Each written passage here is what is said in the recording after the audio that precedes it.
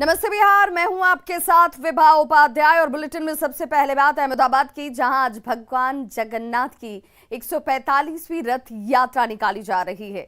यात्रा शुरू होने से पहले केंद्रीय गृह मंत्री अमित शाह ने भगवान जगन्नाथ मंदिर में मंगला आरती की, जिसकी तस्वीरें आप इस वक्त देख पा रहे हैं। भगवान को खिचड़ी का भोग लगाया गया और इसके बाद भगवान ने रथ में प्रवेश किया। वहीं ओडिशा के पुरी में भी भगवान जगन्नाथ की भव्य यात्रा निकाली जा रही है। आप अपने टीवी स्क्रीन पर ये मंगला आरती की खूबसूरत और भव्य तस्वीर देख रहे हैं। अमित शाह ने मंगला आरती की और दो तस्वीरें अब आपके टीवी स्क्रीन पर और सीधी तस्वीरें पुरी और अहमदाबाद की ये दो तस्वीरें, जहां भगवान जगन्नाथ की रथ यात्रा निकाली जा रही है। भव्य और अलौकिक दृश्य। कोरोना काल की वजह से रथ यात्रा का भव्य आयोजन नहीं हो पा रहा था, लेकिन इस वक्त भगवान जगन्नाथ की रथ यात्रा की 145वीं भगवान जगन्नाथ की रथ यात्रा के ये अलौकिक दृश्य आपके सामने। अहमदाबाद में भगवान की रथ यात्रा निकाली गई, वहीं जगन्नाथपुरी भगवान जगन्नाथ की ये रथ यात्रा की खूबसूरत और अलौकिक दृश्य आपके सामने। दोनों ही जगहों की ये तस्वीरें आपके सामने है, जहां पर अमित शाह ने मंगला आरती में बहन सुभद्राजी नो रथ पण हवे गतिमान थवानी तैयारीमां छे। और अहमदाबाद से हमारी सहयोगी गीता मेहता हमारे साथ इस वक्त जुड़ चुके हैं। गीता, लंबे अंतराल के बाद भगवान जगन्नाथ के दर्शन आज तमाम राज्यवासी भी और देशवासी भी कर पाएंगे। किस तरह की छटा आप देख पा रही हैं वहाँ? जी, पूरा जो मंदिर परिसर है उसको अलग अलग लाइट से रोशन किया गया है।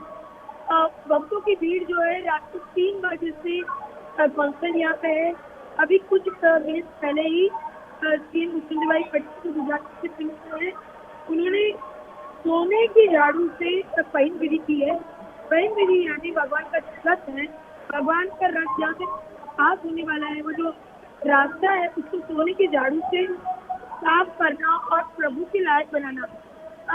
भगवान जगन्नाथ का जो रथ है वो सीएम खुद और गृह मंत्री मंत्री और गृह मंत्री खुद मिल के खींच के ले गए हैं। दूसरा रथ आप देखते हैं अभी जो बहन सुभद्रा का है, जो खलासीगण है वो रथ को खींच के ले जा रहे हैं। पहला रथ जो है भगवान जगन्नाथ जी का निकला है, दूसरा रथ ये है अभी बहन सुभद्रा का निकल रहा है। उसके पीछे और एक रथ आप देख रहे हैं, तो ये भाई बलदेव जी है। इसके बाद एक 3 रथ जो है नगर के जाते ही निकलेंगे।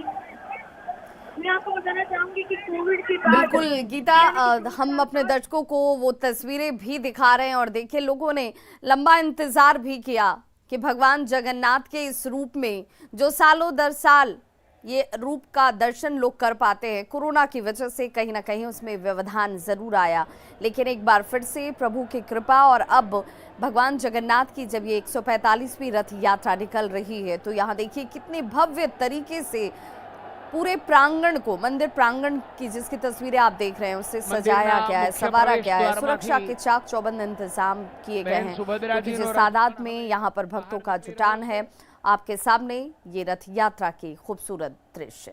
बहन सुभद्रा जी नु पीला वर्णनु।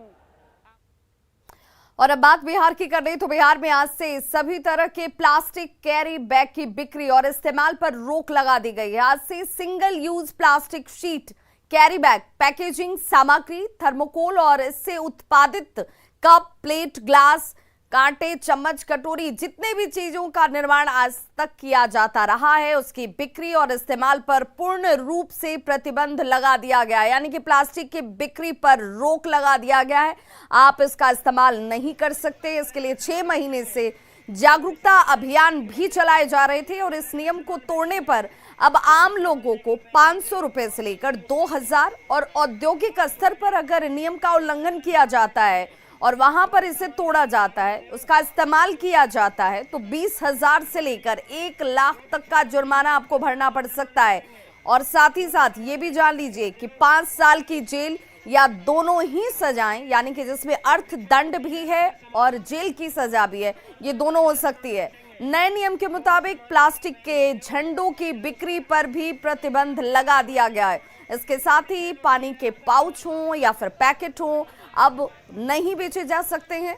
लोगों को ये जानकारी बेहद जरूरी, क्योंकि अब इस पर प्रतिबंध है और प्रतिबंध के साथ जुर्माना भी लगाया गया है। और अब बात सियासत की, तो 5 दिनों का मॉनसून सत्र शोर और शराबे में ही खत्म हो गया। अग्निपथ की आंच पर विपक्ष रोटी सेकता रहा और जनता के मुद्दे कहीं गौण हो गए। लेकिन अंतिम दिन भूमि सुधार एवं राजस्व विभाग की ओर से एक बड़ा ऐलान किया गया। क्या है वो बड़ा ऐलान, जानिए इस रिपोर्ट के जरिए।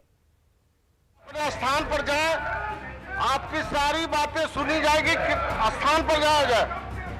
माननीय सदस्य आग्रह के अपने अपने स्थान पर जाएं। सत्र के आखिरी दिन भी हंगामों की बारिश होती रही। पहला दिन हो या आखिरी दिन, नजारा बिल्कुल एक सा रहा। अभी प्रश्नकाल है, अभी आप लोग बैठिए, आपके समय पर हंगामे की सबसे बड़ी वजह थी अग्निपथ योजना की वापसी और उपद्रवियों की रिहाई पर विपक्ष 5 दिन अड़ा रहा। जिस सत्र में विपक्ष को जनता की आवाज उठानी थी, उस विपक्ष ने अग्निपथ की आड़ में सत्र को ही स्वाहा कर दिया। लेकिन सत्र के आखिरी दिन राजस्व एवं भूमि सुधार मंत्री रामसूरत राय ने सदन में एक बड़ी घोषणा कर दी। बिहार में मोदी नगर और नीतीश नगर बसाएगी बिहार सरकार। बिहार के हर जिले में बसेगा मोदी और नीतीश नगर। वैसे लोगों को बसाने का हमने प्लानिंग किया है। जो बांका जिले के रजौन प्रखंड में एक जगह चिन्हित किया गया, सरकारी भूमि में लगभग 8 एकड़ भूमि है।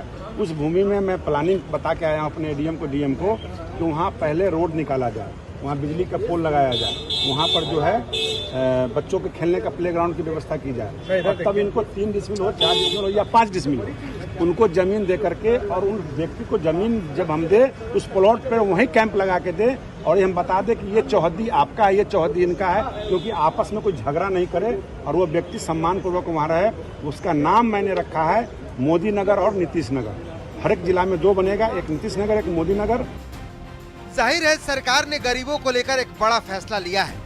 सरकार काफी दिनों से इसकी तैयारी भी कर रही थी, लेकिन विपक्ष को मोदी नगर और नीतीश नगर की योजना पच नहीं रही है।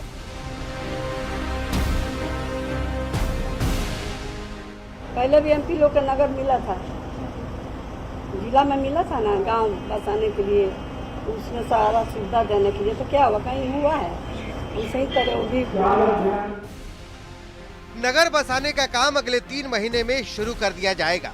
इस योजना की शुरुआत बांका जिले से होगी। पूरे राज्य में गरीबों को सरकार की तरफ से जमीन बांटी जाएगी और प्रधानमंत्री नरेंद्र मोदी मकान आवास योजना के तहत पैसा दिया जाएगा, जिसके बाद आवंटित की गई जमीन पर घर बनवाया जाएगा। पटना से न्यूज़ 18 के लिए आनंद अमृतराज और शैलेंद्र कुमार के साथ अमित कुमार की रिपोर्ट।